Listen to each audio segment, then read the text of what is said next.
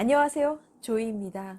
오늘은 내성적인 아이가 학교나 사회에 잘 적응할 수 있도록 도와줄 수 있는 방법은 무엇인지 알아보도록 하겠습니다. 아이의 속도에 맞춰라. 내향적인 아이를 위해 해줄 수 있는 최고의 일은 새로운 것에 반응하는 방식을 개선하도록 돕는 것이다. 내향적인 아이들이 새로운 사람뿐 아니라 새로운 장소와 사건에도 반응한다는 사실을 잊지 말자. 아이가 새로운 상황에 조심스러워하는 것을 다른 아이들과 어울리지 못한다고 착각하지 말라는 것입니다. 아이는 새로움이나 과도한 자극에 몸을 사리는 것이지 인간과 접촉하지 않으려는 것이 아니라는 거죠. 아이의 속도에 맞추고 밀어붙이지 마라. 저자는 아이는 다른 면에서도 즐거움을 얻으려면 불편하더라도 벽을 뚫고 나가볼 가치가 있다는 점을 천천히 이해하게 된다. 아이는 스스로 벽에 구멍을 뚫는 법을 터득할 것이다 라고 말하고 있습니다. 내성적인 사람은 대부분 섬세한 경향을 가지고 있기 때문에 아주 사소한 반감 신호조차 민감하게 알아차립니다. 그리고 그런 환경이 너무 힘든 거죠. 아이가 3학년 때 피아노 치는 것을 좋아했는데 갑자기 피아노 학원을 가기 싫다는 것입니다. 내성적인 아이들은 쉽게 말을 내뱉지 않습니다. 그래서 아이가 오랫동안 생각하다 나온 말이라는 것을 고려해서 귀담아 들어줄 필요가 있습니다. 아이의 말을 계속 무시하면 아이가 해결 방안을 찾지 못하고 더 힘들어하고 부모와도 이야기를 하지 않으려고 할 수 있습니다. 아이는 말하기 이전에 많은 사인을 보냈었을 수 있습니다. 아이와 이야기하다 보니 피아노 선생님이 좀 목소리가 크고 말을 거칠게 하시는 타입인데 본인에게 화를 내는 것도 아니고 옆에 다른 아이에게 잔소리하는 것인데 혼나는 아이는 괜찮은데 오히려 저희 아이가 스트레스를 너무 많이 받는다는 것이죠. 선생님에게 조심스럽지만 정확하게 아이가 힘들어하는 것을 말씀을 드렸습니다. 그리고 아이에게는 학원 가는 횟수를 줄여주고 선생님도 조심해 주셔서 계속 잘 다닐 수 있었습니다. 아이에게 절대 해서는 안 되는 말. 아이에게 수줍음이 많다는 말을 해서는 안 됩니다.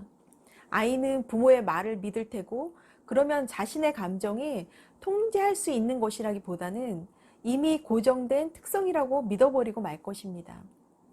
아이는 수줍음이란 말이 우리 사회에서 부정적인 의미로 쓰인다는 점도 아주 잘 알고 있다. 무엇보다 수줍음을 탄다는 이유로 아이를 부끄럽게 만들어서는 안 된다. 이것은 굉장히 중요한 말입니다. 부모가 쉽게 하는 말로 인해 아이들이 자신을 단정하는 경우를 굉장히 많이 봅니다. 자신의 범위를 제한하는 거죠. 부모의 말에 의해서요. 그런 말을 만약에 무의식적으로 했다면 아이에게 사과하는 것도 지혜로운 방법이라고 생각합니다. 역할 모델이 되어주어라. 부모 자신이 친구들과 어울리는 모습을 보여줌으로써 역할 모델이 되라. 공격적이지 않은 아이들을 집으로 초대한다든지 자신의 아이에게 호감이 있는 아이들과 어울리게 해서 아이에게 자신감을 주는 것도 좋은 방법입니다. 누군가와 금방 마음에 맞지 않는다고 해도 강요하지 말자. 아이가 초기에 긍정적인 경험을 하게 해주어야 한다. 아이가 불편한 상황을 극복해 가도록 간단한 전략을 가르쳐 줄 수도 있을 것이다. 저희 아이는 학교를 굉장히 싫어했었습니다. 초등학교 때 좋은 대안학교로 옮겼지만 학교가 좋은 학교라는 것은 인정하지만 그래도 학교를 좋아하지 않았어요. 대안학교는 수업 외적인 프로그램이 굉장히 많아서 아이가 또 그 부분을 힘들어 했었습니다. 지금은 대학생인데 애교심은 있지만 학교 가는 것을 여전히 좋아하지는 않습니다. 물론 학교 생활 그 자체를 성실히 할 수 있도록 함께 학교를 미리 돌아보거나 도와주기는 했지만 그냥 그걸 아이의 성향으로 받아들이게 되었습니다. 저자는 학교에 대해 이렇게 쓰고 있습니다. 학교 시스템은 외향적인 아이에게 최적화되어 있다. 이것은 최고의 학습법이기 때문이 아니라 비용을 아낄 수 있기 때문이다. 학교의 목적은 아이가 평생을 살아가도록 준비시키는 것이어야 하지만 실제로 아이들이 준비해야 할 것은 학교에서 하루하루를 살아나는 방법일 때가 많다. 내향적인 아이들은 학교 생활이 아이에게 자극이 되기는커녕 아이의 진을 다 빼놓는 경우가 많습니다. 많은 자극이나 수업할 때 그룹 모임들이 다 스트레스가 되는 거죠. 영화 위험한 아이들의 모델이 되기도 한 루앤 존슨 예를 들고 있습니다. 존슨은 아주 수줍음이 많은 아이들을 가르치는데 능숙했다고 합니다. 수줍음 많은 아이에게 말하라고 격려할 때는 아이가 거리끼는 마음을 잊어버릴 정도로 아주 매력적인 주제를 잡으면 도움이 된다고 합니다. 열정이 수줍음을 제압해버려요. 열정을 불러일으키거나 도전해 볼 만한 일을 발견한다면 잠시 자신을 잊어버리게 돼요. 감정의 휴가라고 할까요? 하지만 잘 될 것이라고 합리적으로 확신할 정도로 아이에게 적절한 도구를 제공하지 않은 상태라면 무리해서 아이에게 연설을 시킬 필요는 없다.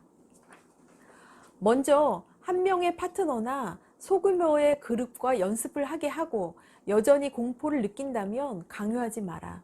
전문가들은 어릴 때 대중 강연에서 부정적인 경험을 하게 되면 평생 연단을 두려워하게 될 소지가 있다고 생각한다. 저자는 내성적인 아이를 가르칠 때 도움이 될 만한 지침을 소개하고 있습니다. 첫 번째, 내향성을 고쳐야 할 것으로 보지 마라. 두 번째, 아이의 관심사가 있다는 점을 칭찬하고 격려하며 비슷한 아이들을 만나도록 도와주자. 내향적인 아이들은 또래들의 관심사와는 다를 수도 있는 한두 가지 일에 아주 깊은 관심을 보인다. 실제로 연구 결과들을 보면 이러한 집중력이 재능 개발의 전제 조건이라고 한다. 세 번째, 강요하지 마라. 의사소통 교수인 제임스 매크로스키는 조용한 아이들을 교실에서 교류가 활발한 구역에 앉히지 말라고 합니다.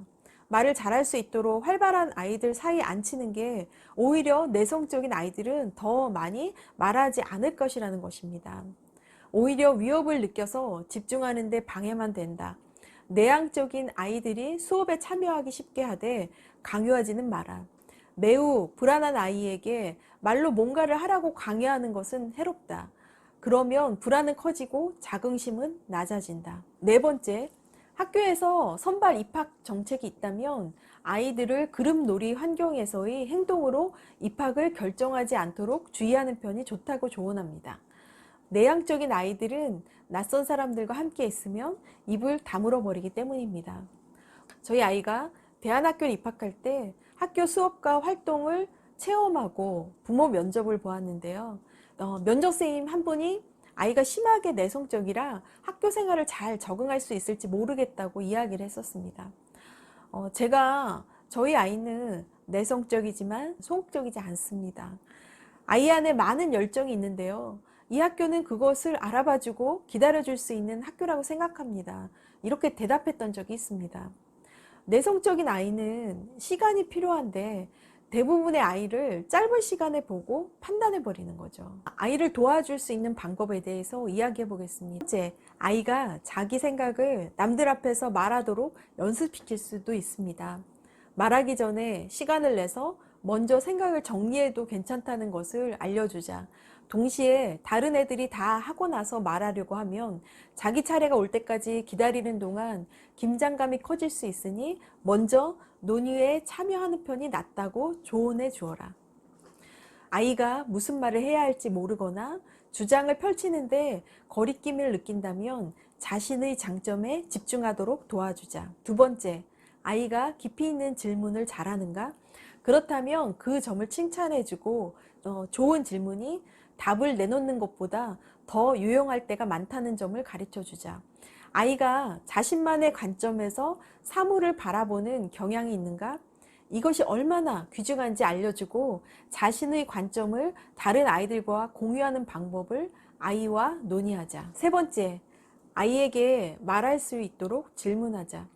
아이들은 보통 솔직하지만 어떤 아이는 부끄러웠던 일을 털어놓지 않으려 하기도 합니다.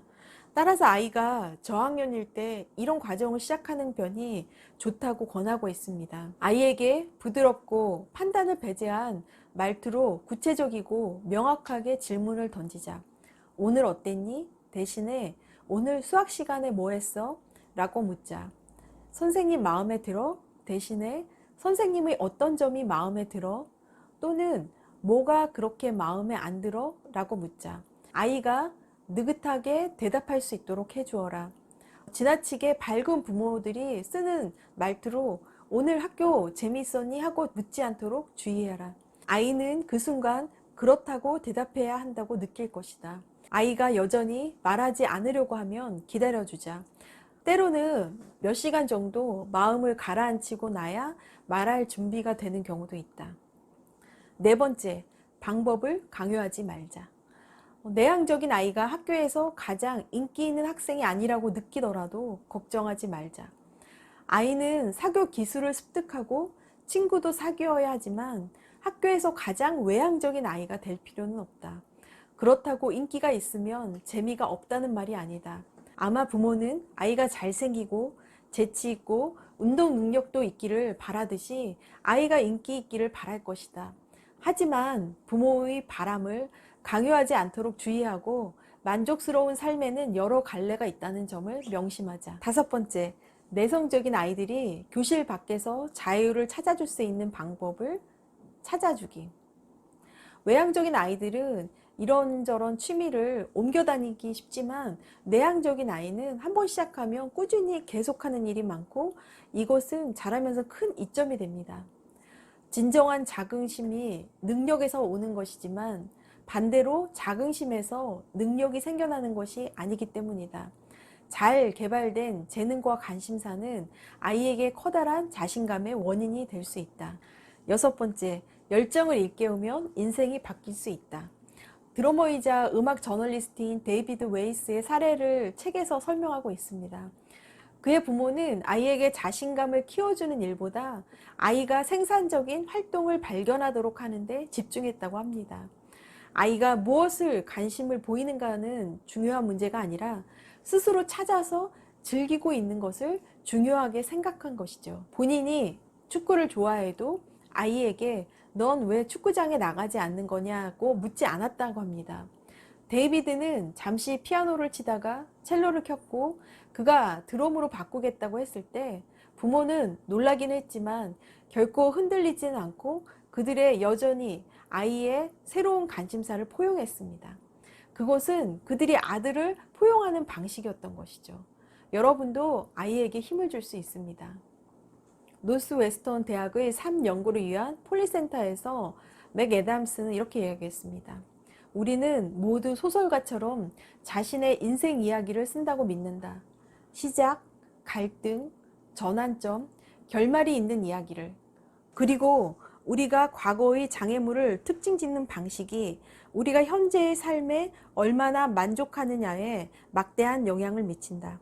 불행한 사람들은 장애물을 그것만 없었다면 좋았을 인생을 망쳐버린 요인으로 바라보는 경향이 있는 반면 생산적인 사람들은 그것이 불행을 가장한 축복이라고 여긴다. 일곱 번째, 아이를 자랑스러워하자. 여러분의 아이가 조용하다면 아이가 새로운 상황과 사람을 접촉하도록 도와주되 평소에는 자신의 모습 그대로 지내게 내버려 두자. 아이의 독창성을 기뻐하고 건전한 양심과 우정의 깊이를 자랑스러워하라. 아이가 군중을 따르리라 기대하지 마라. 대신에 아이가 관심사를 추구하도록 격려하라. 무엇을 하든 관심사의 결실을 얻으면 색종이를 뿌리며 축하해 주어라. 아이를 키우는데 부모의 관심이 많이 필요합니다.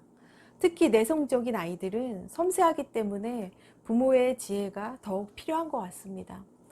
하지만 이것이 과도한 사사건건의 관여가 아니라는 점을 다시 한번 말씀드리고 싶습니다. 아이를 관심과 사랑으로 믿어주지만 한 발짝 좀 떨어져서 지켜보다가 도움이 필요하다는 사인을 보낼 때 언제든지 도와줄 수 있도록 거리를 유지하고 지켜보는 거죠. 부모의 생각을 강요하지 않도록 그렇게 노력해야 되는 것입니다. 단점을 어떤 시각으로 보느냐에 따라 단점이 강점이 되고 아이에게 더 큰 가능성을 보게 될 것입니다. 이 영상이 여러분들께 도움이 되셨기를 바라며 다음에 또 만나겠습니다. 감사합니다.